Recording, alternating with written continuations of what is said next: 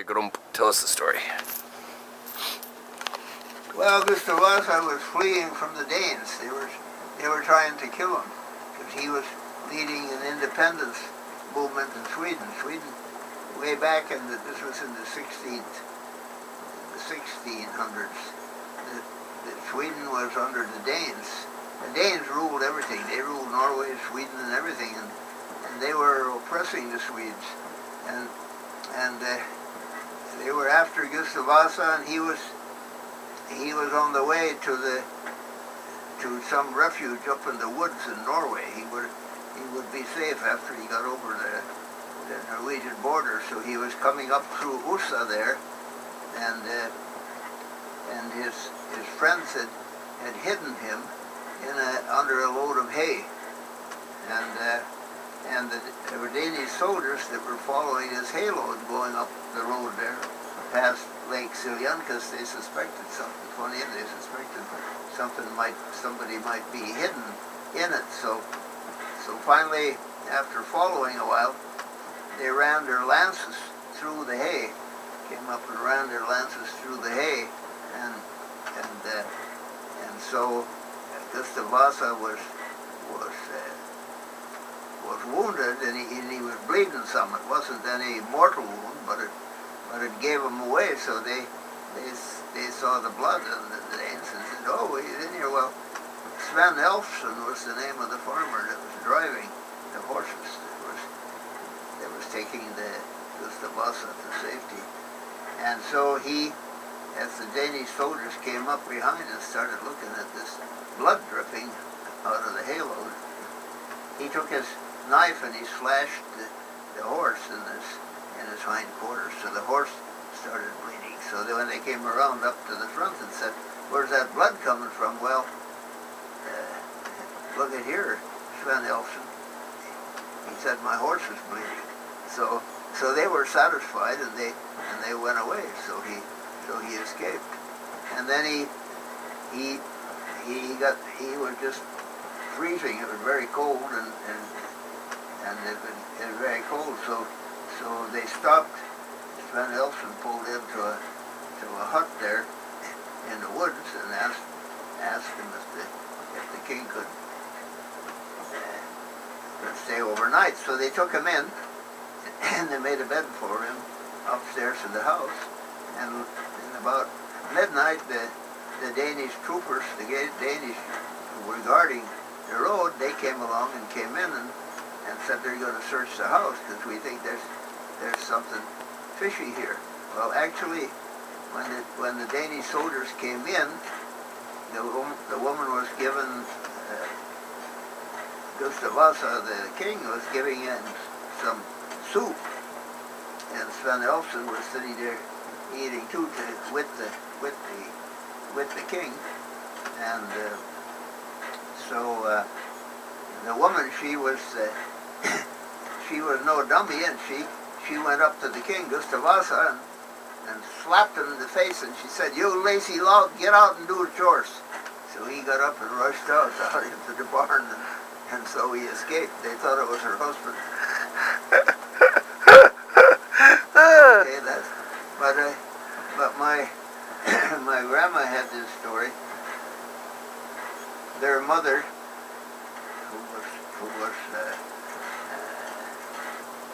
her name was Coleman. Anna. No, not Coleman. No, that was not my grandma's. Was Brett. They were Brett, the name of my dad's mother's family.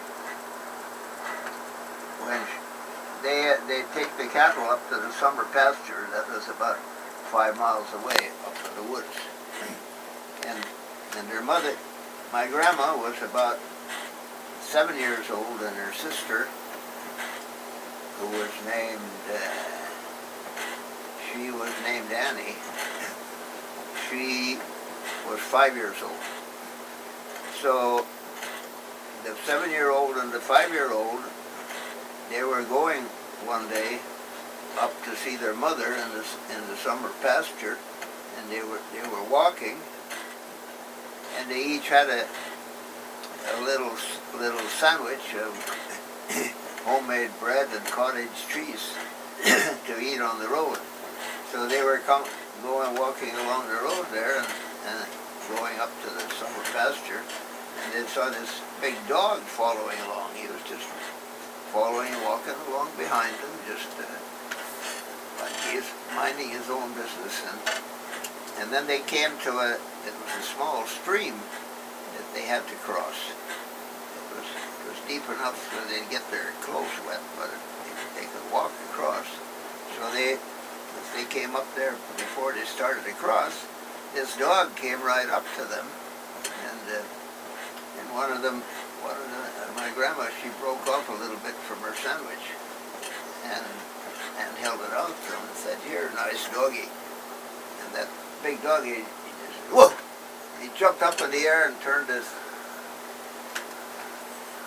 180 degrees and ran off into the woods. And the two girls looked at each other and they said, "That's a wolf!" and they just ran across the river as fast as they could and ran on up the trail up toward the wood pastures. But that dog never came back. And then when they got up to the woods camp where their mother was with the cows, boy, they were quite excited, and they were just talking a lot, and they looked scared. Like they'd been crying a little bit. And their mother said, "What's the matter? Why are you so upset, girls?" And "We saw a wolf," they said. Okay, that's it. You don't want to tell that one of your jokes? Yeah. Like we're gonna get the things removed from that one? The lady who farts? You what? The farting lady joke? No. No? Or the pig joke? What about the pig joke?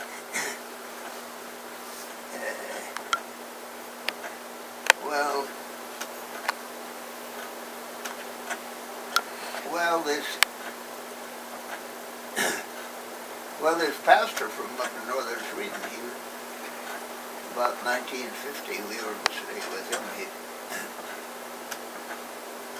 had a place we'd been, and he was telling this story. He'd been in a small, he'd been up and held services the previous week in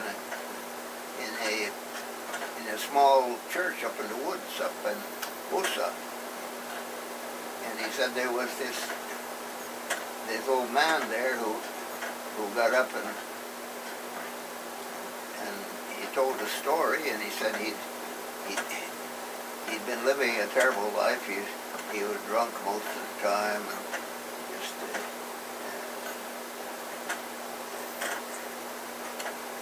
chasing around, and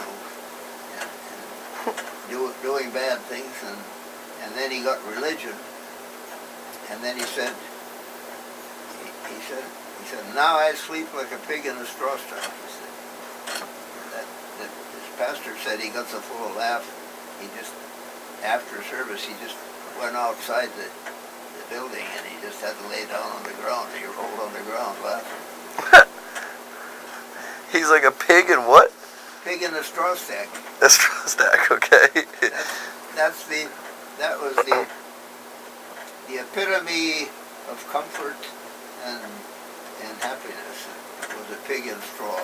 And if you ever see pigs can crawl into a pile of straw and make a nest, they're really happy. That's their idea of bliss. That's the idea of the good life. Yeah, right. And then he also told about he'd been up in the far north in Sweden, among the Laplanders up there, and he said in the church service they asked one old woman to pray, to make a prayer, and so the Second World War was going on at the time, and she started praying, and she said, "Oh Lord," she said,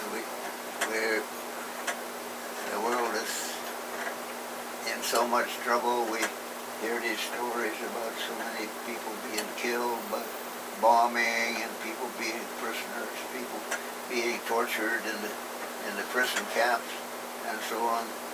And then finally she said, "But Lord, you read the papers yourself."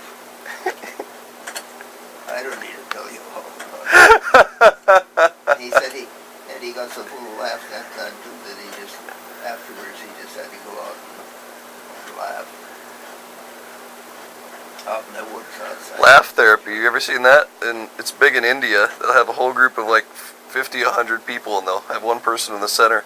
And they'll form a circle, and they'll all advance. All these little Indian people advance on one guy in the center, going, like doing it, and the fake laugh becomes a real laugh, and then goes back to being a fake laugh and becomes a real laugh again, and it's like the fake laugh produces the real laugh. Well, that's all the stories I got. Okay, I better get some good stories. Wow. Thanks for the laugh therapy.